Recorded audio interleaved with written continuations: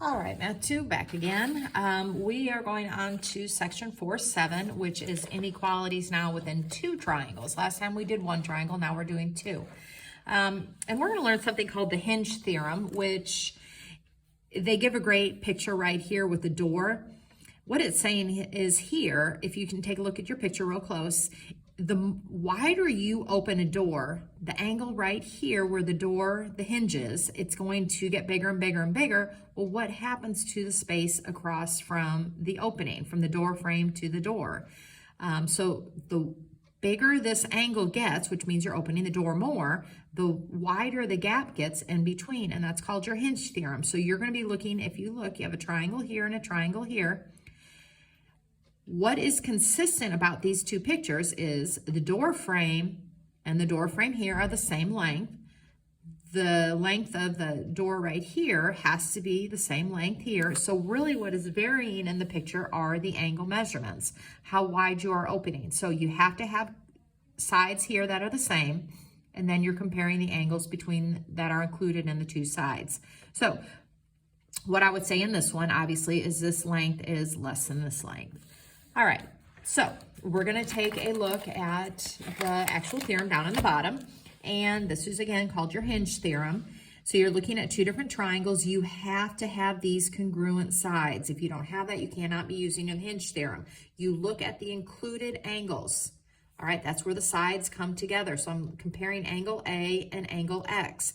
If angle A is opening wider than angle X, then obviously the side across from the bigger angle has to be bigger than the side across from the smaller one.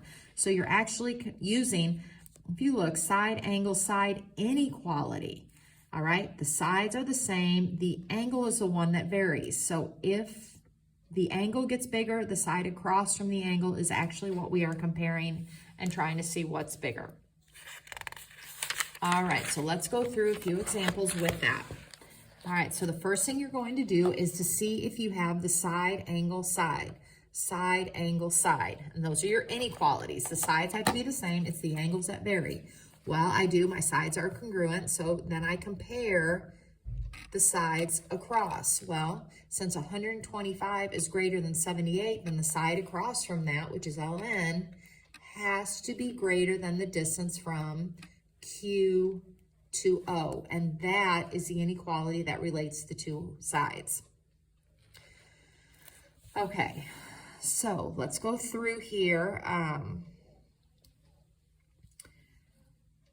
Let's go down to the bottom. Let's go down here to the practice. All right, your practice down at the bottom of page 250 is what we're going to go through. Again, we are going to compare. You have this reflexive side still. All right, which gives you the side, angle, side, angle, side. What I don't know is this angle. All right, so to find that angle, these two form a linear pair. So you will take 180 minus that 82 to get that angle over on there, which is a 98-degree angle. And since you have the side, angle, side, angle, side, you're going to compare the sides across from the two angles. Well, it wants to know, do we just need to relate the sides? So LM has to be smaller than KL. Or you can write KL is greater than LM, all right, because that angle is greater. All right, so I come over here at the bottom. Here's our side, angle, side. But here when I go side, angle, side, the angle is in the wrong way. Is there any way for me to find this angle? I don't believe so because it's not an isosceles triangle, so I can't work any magic in here. This one gives me side, angle, side, which is fine. This one, the angle's in the wrong spot, so I cannot compare these, so I would write no conclusion on that one. All right, up here again, they give a great visual. You have a pair of scissors that are opening. Obviously, they're the identical pair of scissors, so the sides are the same. You're looking at comparing the angles. Since this scissor is not opening quite as far as this one, then this length is shorter than this length. And then down below, they give you the same thing with little robot arms. All right, if you look on the 252, you have the converse of the hinge theorem, which basically says the same thing. Just backwards, it's going to give you, it's going to be a side inequality. So again, we're going to have our two congruent sides, but it's going to give you maybe BC is 25, and it's going to give you this side maybe to be 20. And if this side is longer than this side, then the angle across from it has to be larger than that angle. So same concept, but this one is giving you side, side, side instead of the side angle side. Okay, so with that is going to come a little bit of algebra. So if you look at the bottom of page 252, they give you a problem on problem 3, and it said, what are the range of the possible values for x at the figure on the right? All right, so the first thing you're going to do is you are going to make sure, yeah, here's my sides, angle, angle, or I'm sorry, side, side, side, side, side. All right, so I'm going to look at the 7, I'm going to look at the 9. Well, since 9 is greater than 7, and the angle across from the 9 is 90, then I know the angle across from the 7 has to be less than 90 because that's opening wider. So I know that 3x plus 18 has to be less than 90. But if you look here, it says range, all right? And the reason is, can angle K ever be a 0-degree angle? Well, it can. So over on the other side, I know also that 3x plus 18 has to be greater than 0. It has to be less than 90 because 7's less than 9, but it has to be greater than 0 because angles can't be 0 or less. All right, now, we've done compound inequalities before. What you're going to do is subtract an 18. It's just kind of like doing 2 problems in one. So you subtract 18 from the middle because I'm trying to get x alone. That cancels that out. Over here, I get negative 18. And over here, we're going to take 78 minus 18, which is, or I'm sorry, 90 minus 18. I don't know where I got 78 from. And that's going to give us 72. All right, then what we're going to do now to get x alone in the middle is you divide each side by 3. All right, so dividing by 3, you're going to take that, and that. And you can take 18, negative 18 divided by 3 is negative 6.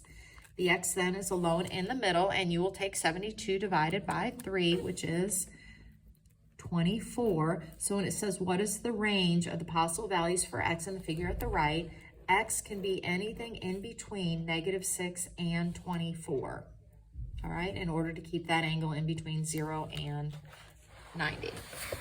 All right, so let's go to the top of page 253 and go through here. Here are our sides that are congruent, so I'm comparing the ones that aren't. Obviously, 6 is the bigger one, so I know this angle has to be less than 36 degrees, but as well, it has to be greater than 0.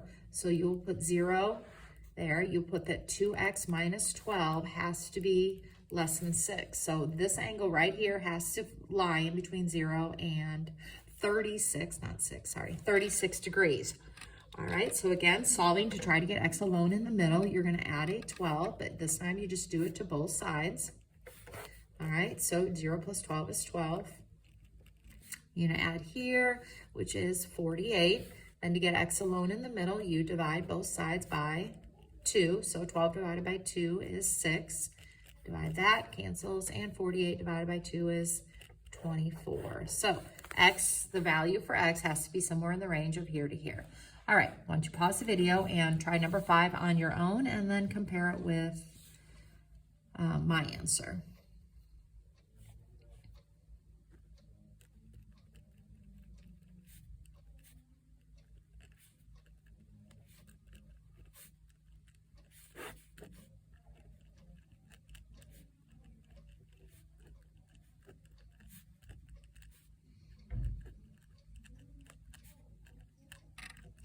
All right, so the value of x has to be in between 5/2 and 15. If you want to put 2.5 here, that is absolutely fine. It doesn't matter. So hope you got that right. All right, down here, I think it's just the same ideas. There's nothing new. This is all this chapter was about, but it's not giving you like actual algebra problems in here. So it's saying the measure of angle MON is 80. So you know this is 80. Which is going to force this to be 100 because, again, a linear pair. They tell you O is the midpoint of LN, so you know that side's congruent to this side, that's congruent to that. That's important to remember because, again, we have a side angle side inequality. And it wants you to compare that that's congruent to that, so why would it be? So this is just a proof. You would be writing out as a 2-column proof. So you would say by side angle side inequality, LM would have to be greater than MN because 100 is greater than 80. All right. So that is it. I have a worksheet I'm going to assign to you, and I will upload that to the Google Classroom. Be in touch with me if you have any questions. I will have my Google Meets on for the full hour that our class is supposed to meet. So at any point in time, if you get stuck on a homework problem, just hit the little Google Meets bar up there in the header of your Math 2 page, and I will be there waiting for you. Talk to you later.